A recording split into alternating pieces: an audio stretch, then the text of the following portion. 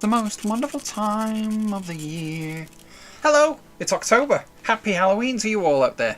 This is VID-O-RAMA, where we remember the VHS releases of the past in graphic detail, and I'm Alvon Jones. And today I'm going to be painting a tribute to another underappreciated, overlooked movie from the past. This time we're celebrating Trick or Treat from 1986. Right, just setting up my paint. The paint I use is acrylic, and the colours I'm using are Mars Black, Titanium White and Blue Lake. As ever, the detail is then applied using fine pens. As you can see, the sketch has been prepared beforehand, the main image, which has been photocopied to thin card for painting.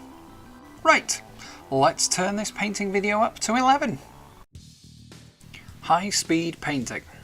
So this is Trick or Treat, also known as Ragman in some countries.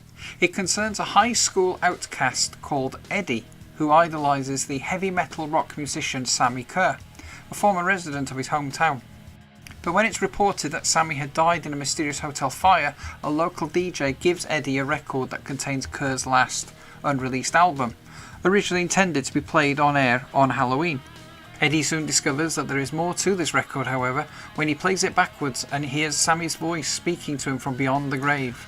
He encourages Eddie to seek revenge against the school bullies that have been making his life hell, but things become a lot more serious when Eddie realises that Sammy is able to escape from the record and travel through radio waves, and also harbours a sinister plan against the town that wronged him.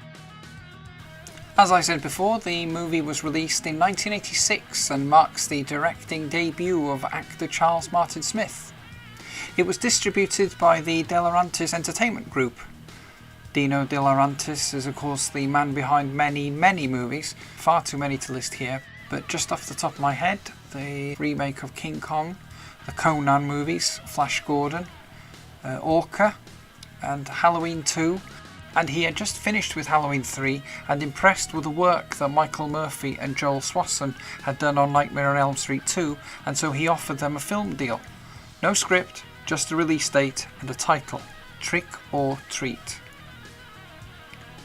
Not wanting this to be a slasher film like Halloween, they spent a week trying to think of ideas for it, but it was Rhett Topham who came up with the premise, and so they wrote a 7-page treatment for it, and Dino loved it.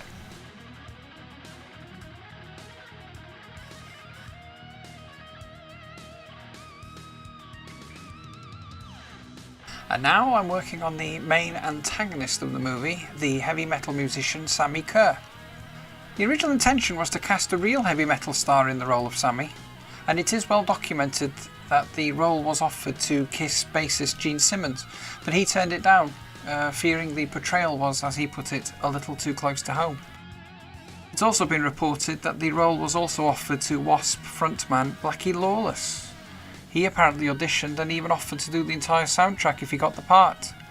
But when Charles Martin Smith told him that the soundtrack was to be provided by the band Fastway and that he would be lip-syncing to their songs, he turned it down.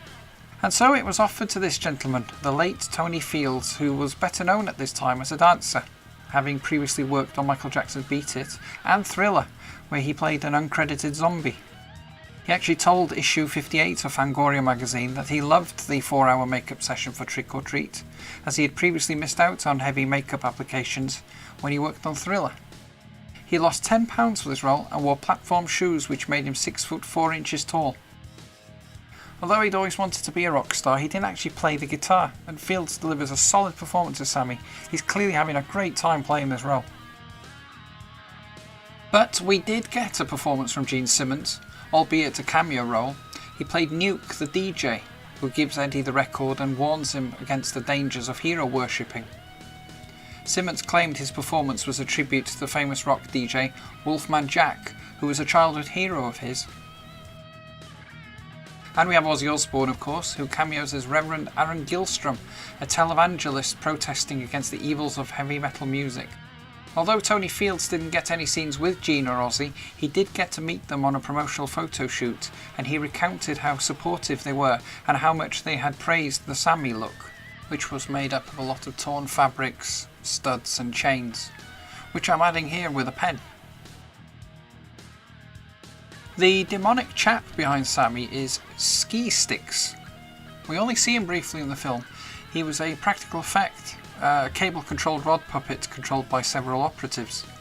Apparently he was an entity created by Sammy and was intended to be Sammy's mascot, much like Iron Maiden's Eddie. If you look closely, he's also a tattoo on Sammy's chest. I wish we had seen more of ski sticks.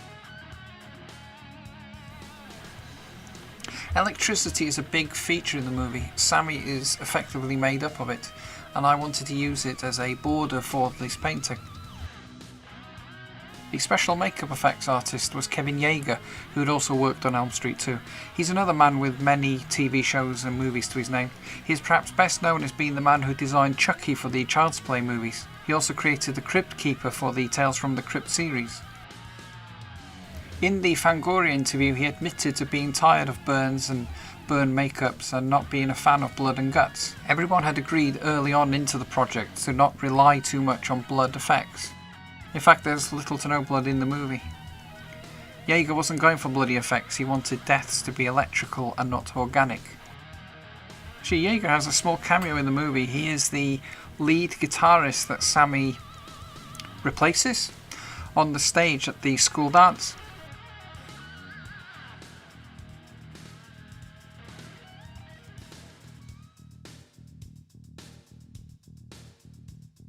The music certainly plays a big part in this movie, and it doesn't alienate the audience for not following the genre.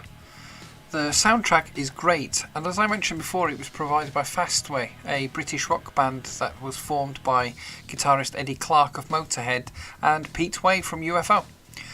The Trick or Treat soundtrack was their 4th album release, and it's well worth listening to.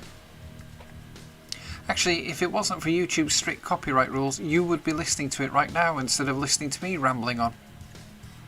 Sorry about that. I'll also add that Christopher Young, another that worked on Freddy's Revenge, served as a composer on this movie. He would go on to provide the score for Hellraiser the following year and Hellbound Hellraiser 2 the year after that. And here we have Marc Price as Eddie. Marc Price is perhaps best remembered for playing Skippy in Family Ties. He started out as a stand-up comic, aged only 14. He wanted to break into movies just like his co-star Michael J. Fox, and he auditioned for the part of Eddie the same day that Tony Fields was in for the role of Sammy. And as they waited their turn to audition, they both ran through their scenes together, and this impressed the casting director. Apparently he wasn't a fan of heavy metal music at the start of the project, but he grew to love it. He still works as an actor and comedian and TV producer today, and I must mention he was also in the Killer Tomatoes Eat France. I use the blue to suggest a passage from the record to the speakers. Anybody that felt the outsider at school will be able to relate to this character. But yeah, despite the great acting and effects, sadly the movie wasn't the success they had hoped, and Sammy wasn't the next Freddy Krueger. But it seems to have achieved some popularity in recent years, making it somewhat of a cult movie. So if you haven't seen it yet, be sure to give it a try. It's a good story, it has great music and memorable effects. It addresses the subject of acceptance and also hero worship and how your heroes can turn on you. It doesn't take itself too seriously, and it has fun with the whole PMRC mentality and the satanic panic era in America during the 80s. It pokes fun at both sides of the argument. It deserves a lot more appreciation than it gets, so be sure to give it a watch this Halloween. And if you are already a fan, you might like to know that Paddyjack Press are actually producing a special one-off publication devoted to Trick or Treat, and this painting will feature in it. It's going to be launched on Friday the 30th of October, so check out the link and order your copy today. Tell them Aaron sent you. I'd like to thank you for joining me today. As ever, I hope this was of interest to you and that you like the finished piece. If so, please click the like button and let me know. You might even consider subscribing to the channel if you haven't done so already. There is a new painting video on this channel every month. A big thank you to my Patreon supporters for helping to support the channel. If you would like to do the same, you will find the link in the description. So until the next video, I wish you a safe and happy Halloween.